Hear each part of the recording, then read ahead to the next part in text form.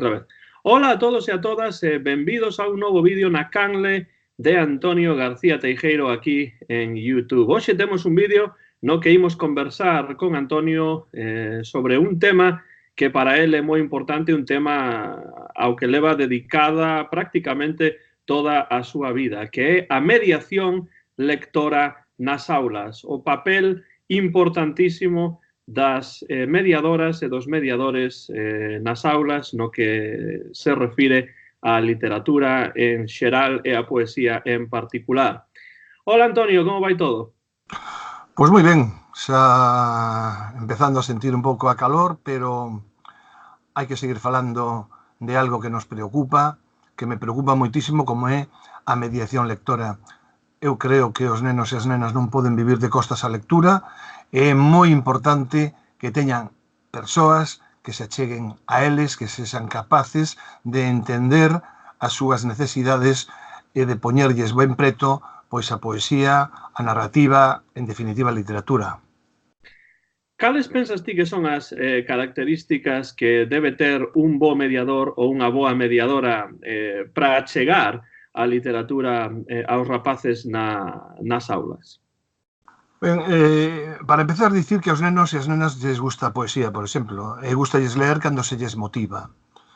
Se me centro na poesía, que é o que me vou centrar, ainda que todo isto podría ser extensivo a literatura en xeral, a narrativa, teatro, etc., etc., eu teño que dicir algunhas cousas que me apetece dicir. E que, ademais, é importante que se sexa consciente de que teñen que estar presentes pois no que facer diario, cotián, nas aulas por parte de mestres, bibliotecarios, mestras, etc. É dicir, aos nenos gustalles a poesía, pero eles non van chegar a poesía porque sí. Precisan duns mediadores, precisan de xente que crea no que fai, que estea convencido ou convencida de que a poesía é fundamental para facer que os nenos se desenvolvan con maior riqueza, e convencidos desde o convencemento propio, pois asuman as características que ten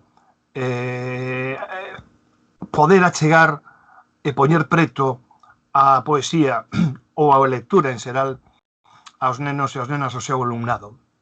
Para iso, é evidente que hai que creer no que se fai, e para iso hai que comprender que somos persoas absolutamente indispensables dentro do que é o circuito lector para que realmente estes obxectivos se cumpran.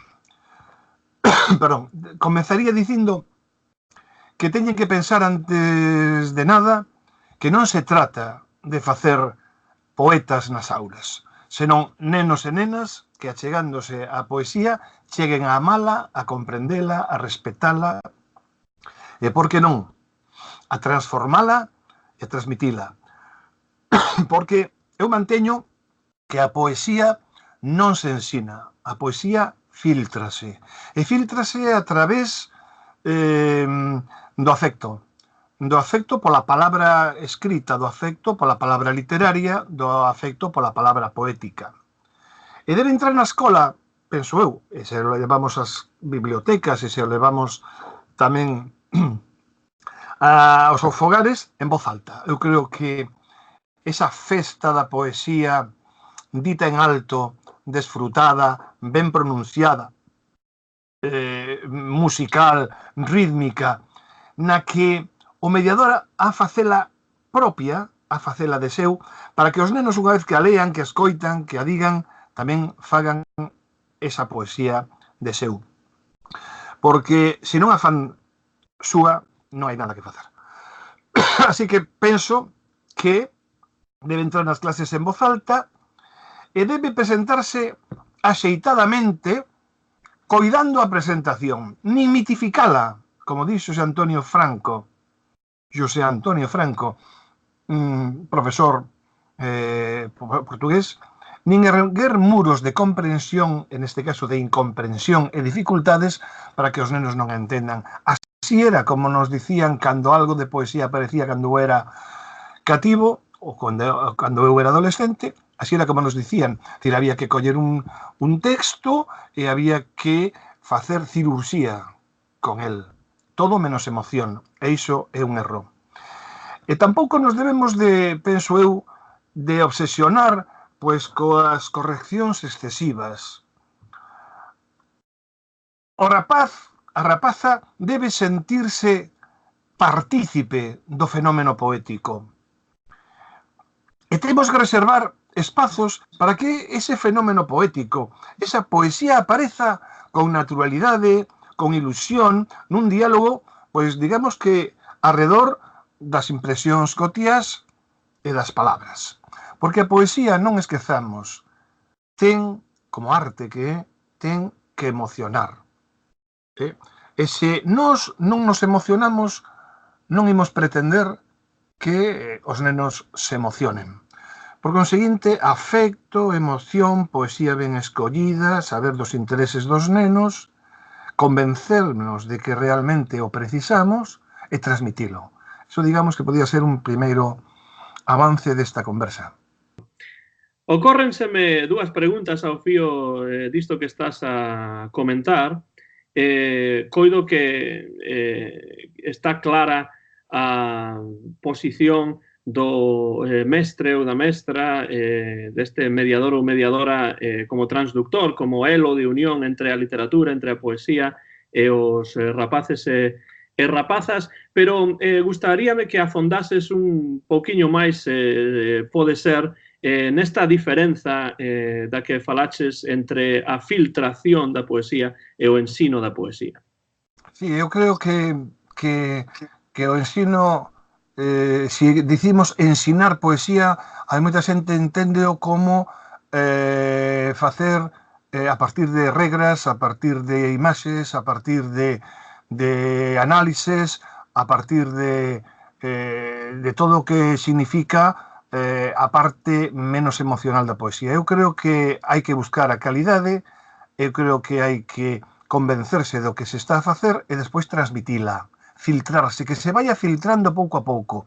E filtrase se lemos poemas axeitados, se nos ven ler poesía, se mandamos que se faga pois unha ilustración de poemas, se preguntamos que versos nos gusta máis, pero sempre en tono festivo, nun ton festivo, nunca en plan exame, nunca en plan preguntas para que se saben ou non se saben. É dicir, filtrarse para min é deixarse levar pola maxia poética, polo espírito poético e que se vaya pouco a pouco pousando no interior dos nosos alumnos ou das nosas alumnas. Eso tamén podía leválo a partir dos nosos fillos e fillas ou a partir da xente que vai ás bibliotecas e un día decidimos a facer unha xornada poética. É dicir, para min, filtrarse é iso, deixar que a poesía vaya pousando pouco a pouco a base de que estea no aire, de que se diga en voz alta, de que se lea, de que se... En fin, que non noten, que realmente non noten, porque ademais non é o noso objetivo, que estamos examinando, non? Entón, facer da poesía nada prosaico, senón todo o contrario, non? Afectivo. Eso para min é o que eu chamaría filtrarse. E a segunda pregunta ten que ver tamén con este papel do mediador. Pensas que o mediador, ademais de filtrar a poesía, ademais de presentar a poesía aos estudiantes, debe tamén, de algún xeito, promover a creación literaria, e se así, como se pode pasar da lectura? Claro. A creación dun poema, Antonio. Claro. Evidentemente, eu sempre digo que para poder escribir ben hai que ler ben. E hai que ler moito. Entón, a partir de aí, claro que sí. É dicir, xa empeza, se pódense inventar, eu xa, de feito, teño feito moitísimo iso. Digamos que apostas, digamos que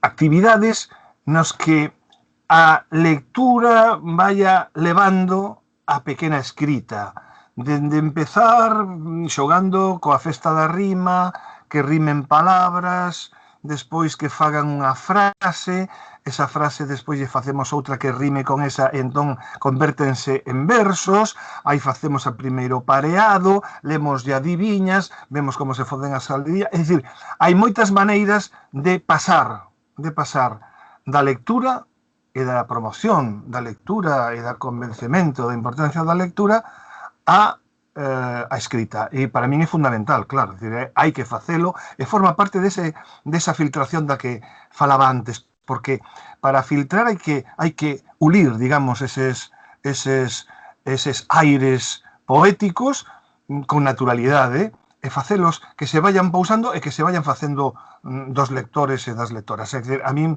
dos nenos e das nenas, a mí pareceme fundamental. Como que non quere a cousa, o oído vaise acostumando pois, a escoitar poesía e a ler poesía. Para iso, os mediadores teñen que ter moi claro, de verdade, teñen que ter moi claro que o que fan é absolutamente necesario, é imprescindible na formación dos seus alumnos. E teñen que ser vos lectores de poesía, porque se non coñecen o que se publica, se eles non leen e non buscan poemas que sacudan, que de alguna maneira motiven os seus alumnos, ven a través do ritmo, da música, da rima, do humor, do xogo, se non son quen de coñecer o que hai e as posibilidades que dan, que hai hoxe en día, estamos fallando, non? E logo coñecer as necesidades tanto psicolóxicas como pedagóxicas do seu alumnado, claro, teñen que saber que tipo de nenos e nenas teñen, con que os podes atraer, con que non, que lles podes poñer nun principio, como podes ir subindo pouco a pouco o nivel, etc. Para min iso é fundamental. E creer, como dicía antes, pois na emoción como elemento fundamental do desenvolvemento das persoas. A emoción que nos leva tamén a un digamos, a un cultivo da sensibilidade, para que non se confunda, por outra banda, sensibilidade con febleza, con debilidade, non? Unha cousa é a sensibilidade e outra cousa é a febleza, a debilidade diante das cousas que ocorren, non? Para min iso é moi importante. Así que a información do que hai publicado hoxe en día é moi fácil, porque hai unha enorme facilidade para acceder a internet, por exemplo, ás librarías, etc., e entender que aí realmente podemos comprender que se fai, que non se fai, que podo aproveitar do que se fai, etc. E para mí é moi importante que os mediadores compartan co alumnado o espírito, por exemplo, lúdico dos poemas. Un poema dito en voz alta pódese xogar, pero moi ben, non? Xogar coas palabras, xogar cos versos, facer que recorden palabras, que respondan, que repitan, que o fagan de distintos puntos de vista e, sobre todo, de sentimentos, é dicir, hai moitas maneiras. E para iso hai que compartir, un verbo que eu conxugo moitísimo, o verbo compartir con eles.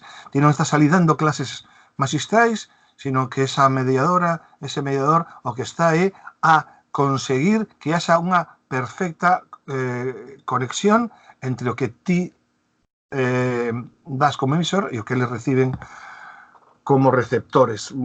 E para iso a voz alta, para min é moi importante. Depois xa se irán dando pasos para poder ler de outra maneira. E logo crear un ambiente axeitado para que a poesía teña o seu sitio realmente. A lectura da poesía, da narrativa, etc., exixe, ás veces, ser imaginativos, que podemos facer. É importante que saibamos que hai que preparar un ambiente positivo para que esa poesía medre, para que esa poesía emocione, para que esa poesía interese, en definitiva. porque os intereses dos rapaces e das rapazas hoxe en día son moi difusos, por unha banda, moi amplos, por outra, pero ás veces lles falta un poquinho de consistencia. Bueno, pois nos provocamos que a poesía tamén sexa unha necesidade. E logo, animar a ler poesía en voz baixa, 5 minutos de lectura en poesía segundo que idades, etc., etc., que eles lean, e mentres eles leen, nós lemos tamén poesía. E lemos poesía, ademais, da pensada nos nenos, para que esa capacidade de imitación que os rapaces teñen, que a rapazada ten realmente, pois se vexa debes reflectida na túa propia actitude, porque se ti dices, imos ler 25 minutos en silencio, colles un móvil e estás facendo algo co móvil, ou estás facendo algo distinto, buscando no bolso, o que sexa, evidentemente non estás creando ese ambiente que necesitas, o que precisamos, non? E logo que te vexan ler. Es que eu ás veces penso que as mestres len pouco, non? É conveniente, para mí indispensable, que te vexan ler, que vexan que realmente o profesor, o mestre, a mestra, non está falando por falar, que ela tamén está dando exemplo e ao mesmo tempo está gozando co que fai, non? Bueno, averiguar que poetas, que tipo de poesía, que poetas, homes ou mulleres, que escriben, deses que escriben con respeto cara aos nenos, que fan da poesía para nenos algo importante, fundamental nas súas vidas, pois que poetas poden chegar a eles, non? E buscar a variedade, non sempre o mesmo tipo de poemas, hai moita variedade hoxe en día, tanto en Galicia como fora dela, para que realmente o alumnado poida recibir os mellores libros. Eu non fun nunca unha persoa a que motivaran a lectura. Cando eu era cativo, cando eu era adolescente, non se lía. Na miña casa non había libros, na escola, no colexio tampouco. Eu tiven 2 mediadores fundamentais que foron Paco Ibáñez e Joan Manuel Serrato. Eles puxéronme poetas que me interesaron moi preto de min. E iso fixo que realmente eu, cantando as súas cancións, me preocupase quen eran, que facían, a que se dedicaban, como escribían, e así foi entrando nos grandes poetas da literatura española, que para min foi o fundamental. E despois, lóxicamente, pois xa foi moito máis fácil achegarme pois a poesía da miña terra, a poesía galega, a poesía de Rosalía, a poesía de Curros, Pondal, a poesía de Ferrín, a poesía de moita xente que para mí, Manuel María, para mí foron moi importantes. Así que un pouco para rematar e porque tampouco se trata de dar aquí unha conferencia, para, digamos que resumir, eu diría que temos que conxugar os verbos compartir, con eles experiencias, e contaxiar. Temos que contaxiarlles, a nosa paixón pola poesía, a nosa necesidade de dicir poemas. E iso tedo que partir, porque o verbo contaxiar ten sempre unha serie de connotacións negativas, contaxiamos unhas enfermedades, contaxiamos malas cousas, bueno, contaxiamos catarreiras, pero tamén podemos contaxiar amor pola poesía, contaxiar amor pola palabra literaria. E temos que contaxiala, dende unha actitude afectiva. É imposible, se falamos con nenos de 6, 5, 4, 7 anos, non querer a eses nenos. Eses nenos están desexando que se lles dea moitas cousas. Non xo piden a lo mellor directamente, pero sí polas súas actitudes, polas súas olladas, polos seus xestos. Bueno, pois, dende o afecto e dende a creatividade, sempre partindo do afecto, debemos contaxiar, debemos ilusionar, debemos seducir, debemos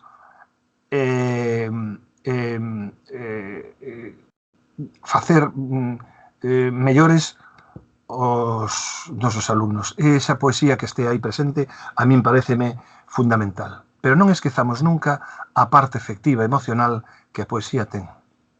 Antonio, sei que tes un poema preparado para ler, para rematar este vídeo, pero antes de facer iso, gustaríame preguntar unha cousa máis, porque falamos do papel do mediador no contexto da escola, no contexto escolar.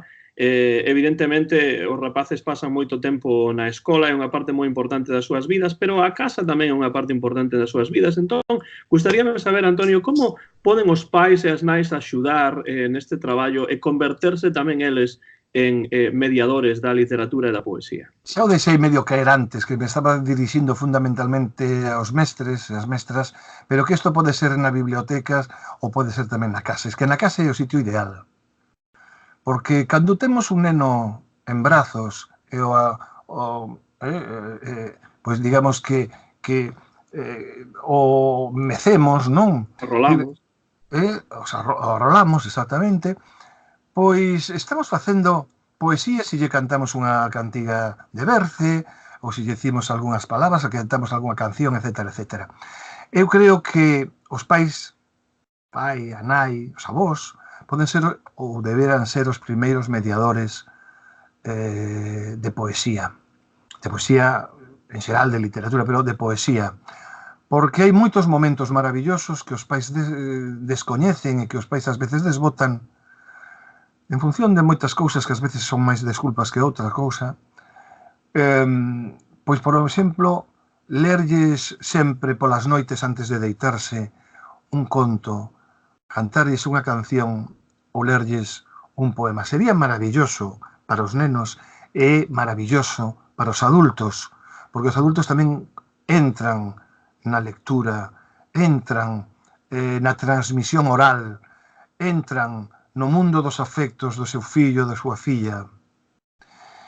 E realmente a min iso pareceme maravilloso. Hai xente que lle conta contos sempre por sistema, polas noites, xa forma parte pois do hábito, non?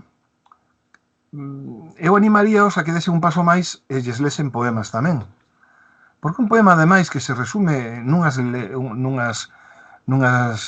liñas que son versos, comeza e acaba e permite, ademais, que o neno ou que a nena pois poida compartir os efectos sonoros, por exemplo, e lingüísticos e lúdicos deses poemas.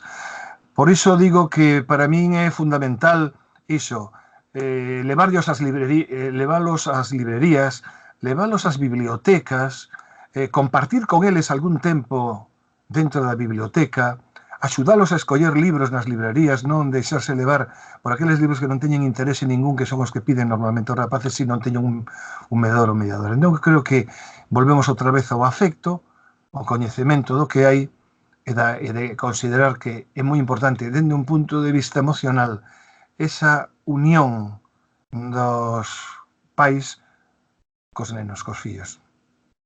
Deamos, Antonio, entón paso a poesía para rematar esta nosa conversa de hoxe.